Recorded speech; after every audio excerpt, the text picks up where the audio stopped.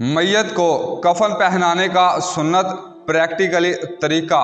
मैयत को किस तरह कफन पहनाया जाता है और इसके लिए कौन कौन से कपड़े इस्तेमाल होते हैं, अभी हम आपको प्रैक्टिकली तौर पर करके दिखाते हैं। वीडियो को आखिर तक ज़रूर देखिएगा।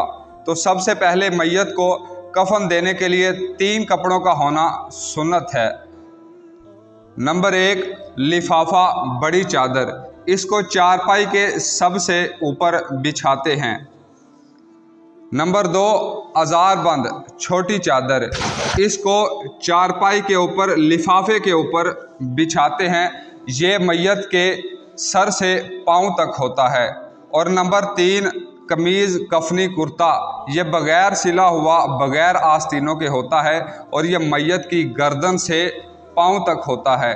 तो मैयत को कफन पहनाने का सुन्नत और प्रैक्टिकली तरीका अभी आपको दिखाते हैं। वीडियो को आखिर तक ज़रूर देखिएगा।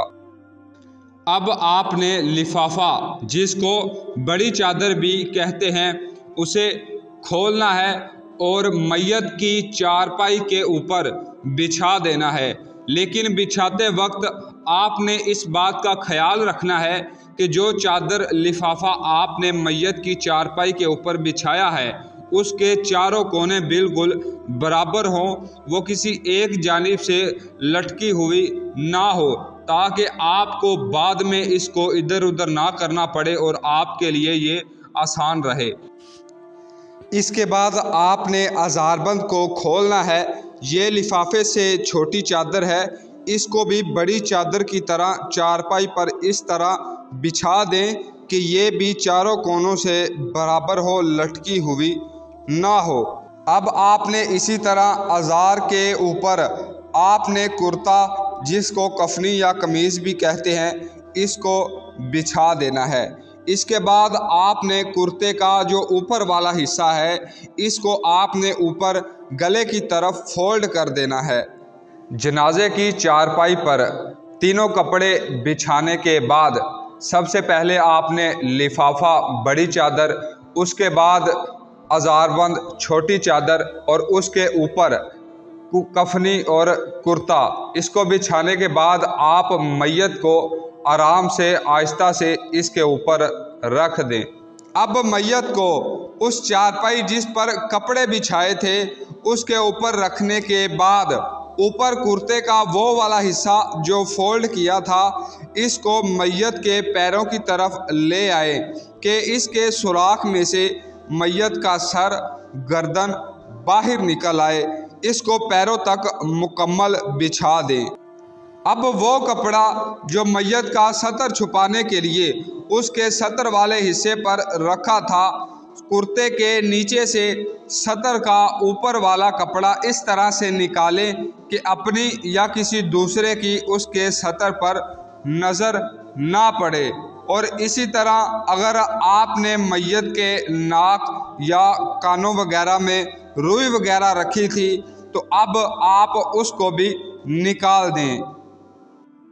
कुर्ते के नीचे से सितर का कपड़ा निकालने के बाद मैयत के सर के बालों और दाढ़ी में खुशबू लगा दें और वो अज़ा जो सजदे में इस्तेमाल होते हैं उन पर काफूर लगा दें। अब अज़ार से पहले बाईं जानिब से मैयत को ढांप दे अच्छे तरीके से, फिर इसी तरह दाईं जानिब से इस तरह अज़ार को पकड़कर मैयत के ऊपर दे दें। अब इसी तरह नीचे जो बड़ी चादर है इसको पहले बाईं तरफ से मैयत के ऊपर दे दें, फिर दाईं तरफ से मैयत के ऊपर दे दें। इसको अच्छे तरीके से ढकने के बाद अब आपको 3 कतरें चाहिए होंगी। एक कतर आपने सर के पास बांध देनी है और इसी तरह एक कतर आपने दरमियान में कमर के पास बांध देनी है और तीसरी कतर आपने पाँव के पास बांध देनी है, तो इस तरह आपका कफन मुकम्मल हो जाएगा। तो दोस्तों, आपने सीखा कि मैयत को किस तरह से कफन दिया जाता है। इस वीडियो को तमाम दोस्तों में शेयर भी करें, ताकि जब भी किसी का भाई, किसी का बाप, किसी का करीबी दोस्त, कोई करीबी रिश्तेदार इस दुनिया से चला जाए तो हम खुद उसको कफन देने वाले बन जाएं। हदीस पाक में आता है कि हुजूर करीम सल्लल्लाहु अलैहि वसल्लम ने फरमाया, जो किसी को कफन देता है उसको एक की रात सवाब मिलता है। तो इस वीडियो को सवाब की नीयत से तमाम दोस्तों में शेयर भी करें, ताकि जब भी किसी का कोई अजीज़ इस दुनिया से चला जाए तो वो खुद उसकी आखिरी रस्मात, वो खुद उसको आखिरी दफ़ा कफन दे सके और कब्र में उतार सके